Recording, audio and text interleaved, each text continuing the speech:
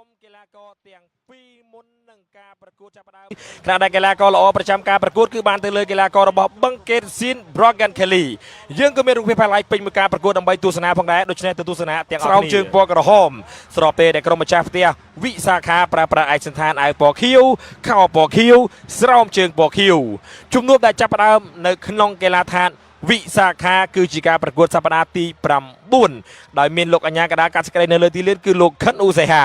ការបានដំបូងចេញពីជើងរបស់វិសាខាដែលជាអ្នកដែលមានឱកាសដំបូងបើកឆាកនៅក្នុងការរកគ្រាប់បាល់ប៉ុន្តែការតែរបស់លឹមពិសុទ្ធគឺតែប៉ះជាមួយនឹងបង្គោលទីមិនអាចជួយឲ្យវិសាខាមានគ្រាប់បាល់បានឡើយយ៉ាងណាក៏ដោយឱកាសរបស់បឹងកេតក៏មានមកវិញពីការទាត់របស់ខ្សែបម្រើលូវីសហ្សាបាឡារួមជាមួយនឹងឱកាសនៃការតែរបស់ខ្សែការពារកាន់ម៉ូមិនចំគោលដៅឡើយមានឱកាសជាបន្តបន្ទាប់ពីសំណាក់ការសម្រុករបស់វិសាខាប៉ុន្តែមិនអាចបំបែកសំណាញ់ទីបានឡើយខណៈដែលបឹងកេតក៏មានការសម្រុកទៅវិញតាមរយៈការទាត់របស់ខ្សែបំរើប្រយុទ្ធបាទម៉ាត់នរុនក៏មានឱកាសបង្កើតឱកាសបាទមួយផងដែរឲ្យបាទដុនហ្គោលវីស៊ីវីលីប៉ុន្តែធ្វើមិនបានសម្រេចហើយកន្លែងនេះគឺជាកន្លែងដែលម៉ាត់នរុនរកគ្រាប់បាល់បើកឆាកបានឲ្យបឹងកេតពីការគប់បាល់យ៉ាងល្អទាត់បាល់បញ្ចូលទីទៅលើសំណាញ់របស់វិសាខាតាមរយៈការបាទប្រើបច្ចេកទេសផ្ទាល់ខ្លួនបានយ៉ាងល្អការកឹបផុតចាហ្គោការទាត់បាទគេហៅថារំលងខ្សែការពារកាន់ម៉ូនិងអ្នកចាំទីកៅសុកសេឡាឲ្យឈរមើលបាល់ចូលទៅក្នុងសំណាញ់ទីបឹងកេតនៅមុខ1-0អ្នកគាំទ្រនាំគ្នាសប្បាយរីករាយលោតកញ្ច្រែងសពពេលដែលវិសាខាក៏មានឱកាសនៅក្នុងការវាយបកមកវិញរកគ្រាប់បាល់ប៉ុន្តែមិនបានសម្រេចខណៈដែលវគ្គទី1បញ្ចប់ជាផ្លូវការគឺបឹងកេតនាំមុខទៅលើវិសាខា1-0ហ្សាបាឡាក៏មានឱកាសនៅក្នុងការទាត់បាល់ទៅលើទីប៉ុន្តែមិនបានសម្រេចហើយឱកាសចុងម៉ោងនៅក្នុងវគ្គទី1គឺការលោតចាប់បាល់ពីអ្នកចាំទីកយសាលីមចប់ការប្រកួតវគ្គទី1ជាផ្លូវការគឺបឹងកេត1វិសាខា0នៅក្នុងវគ្គទី2ការបាល់ចេញពីជើងរបស់បឹងកេតឯកសណ្ឋានឯកពណ៌ក្រហមវិសាខាមានឱកាសក្នុងការសម្រុកច្រើនមែនទែននៅក្នុងវគ្គទី2នេះព្រោះអីវិសាខាត្រូវការគ្រាប់បាល់ការសម្រុកបាទមានមួយសារហើយមួយសារទៀតមួយសារហើយមួយសារទៀតបាទពិសុទ្ធក៏ប្រឹងកាត់មកខាងក្នុងការតែក៏មិនបានសម្រេចពីវិសាខាបាទកកណាក៏បញ្ជូនមកឲ្យបាទអុកសវណ្ណក៏ព្យាយាមបាទក្រោះមកខាងក្នុងប៉ុន្តែនៅតែទៅមិនផុតពីរនាំងការពារចាហ្គូដានស្គីក៏ព្យាយាមសុទ្ធមួយជើងពីចម្ងាយបាល់នេះក៏ហើរឡើងទៅខាងលើការតែដល់របស់បាទកីឡាករវិសាខាបាទមួយសារហើយមួយសារទៀតនៅតែទៅមិនផុតពីដៃរបស់កយសាលីម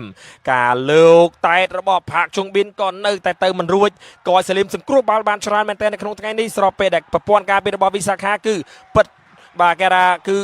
ប្រព័ន្ធប្រយុទ្ធរបស់វិសាខាគឺពិតជាប្រឹងប្រែងមែនទែនឱកាសបាល់ហ្វ្រីគីរបស់បាទអុកសវណ្ណក៏មិនបានសម្រេចបាទហើយកន្លែងនេះហើយគឺជាកន្លែងដែលវិសាខាបាទព្យាយាមបាទលេងបាល់តែតបាទមួយសារហើយមួយសារទៀតទីបំផុតក៏មិនបានសម្រេចបាទយ៉ាងណាក៏ដោយមានឱកាសជាបន្តបន្ទាប់បាទគណៈដែលបឹងកេតក៏ព្យាយាមនៅក្នុងការបាទសម្រុកមកវិញប៉ុន្តែឱកាសសម្រុករបស់បឹងកេតហាក់ដូចជាស្រួចបាទខ្លីមែនតើហើយកន្លែងនេះអូយបាទមិនយល់ចិត្តគ្នាពី Breno Catano ប៉ុន្តែការតែតរបស់ Benson Oching Olu គឺបានបញ្ចប់មន្ទិលសង្ស័យបាទពីការរកគ្រាប់បាល់របស់វិសាខាតាមរយៈការតែតនៅចុងម៉ោងជួយឲ្យវិសាខាតាមស្មើមកវិញ1-1បាទគណៈដែលបឹងកេតព្យាយាមបាទបិទខ្លាំងមែនតែនប៉ុន្តែ Benson អាចទម្លុះសំណាញ់ទីបានការសប្បាយចិត្តរបស់វិសាខាក៏មិនបានប៉ុន្មានការសប្បាយចិត្តក៏កើតឡើងសារជាថ្មីម្ដងទៀតពីការបញ្ជូនបាល់របស់ Breno ការប្រើប្រាស់បច្ចេកទេសផ្ទាល់ខ្លួនទាត់បញ្ចូលទីរបស់ផាកជុងប៊ីនអូយបាទនៅនាទីម៉ោងបន្ថែមនេះបាទផាកជុងប៊ីនប្រើបច្ចេកទេសផ្ទាល់ខ្លួនកឹបស្ដាំទាត់ឆ្វេងប្រើក្បាច់របស់ម៉ាត់នរុនបាទម៉ាត់នរុនកឹបឆ្វេងទាត់ស្ដាំបាទផាកជុងប៊ីនកឹបស្ដាំទាត់ឆ្វេងជួយឲ្យវិសាខានាំមុខទៅលើបឹងកេតវិញ2-1នៅចុងម៉ោងធ្វើឲ្យអ្នកគាំទ្ររំពឹងថានឹងបាន3ពិន្ទុហើយប៉ុន្តែអ្វីៗចប់សពគ្រប់នៅពេលដែលខ្សែការពារស៊ីន Brogan Kelly ទាត់បាល់ free kick បញ្ចូលទីយ៉ាងល្អនៅនាទីទី90+6ជួយឲ្យបឹងកេតតាមស្មើមកវិញទាំងមកគេថាការប្រកួតនេះជាការប្រកួតដ៏ជក់ចិត្តបំផុតនៅក្នុងរដូវកាលនេះអ្នកគាំទ្របាទលោតកញ្ជ្រៀវលោតកញ្ជ្រែងពេញកីឡាដ្ឋានប៉ុន្តែចុងម៉ោងនេះគឺជាកន្លែងដែលសិនសវណ្ណមេកដាទាត់ពីជើងតែម្នាក់ឯងមិនបានសម្រេចដោយមានការរារាំងពីសំណាក់ខ្សែការពាររបស់បឹងកេតហើយលោកខិនអ៊ូសេហាក៏ផ្លុំកញ្ចែបញ្ចប់ការប្រកួតទស្សនិកជនជា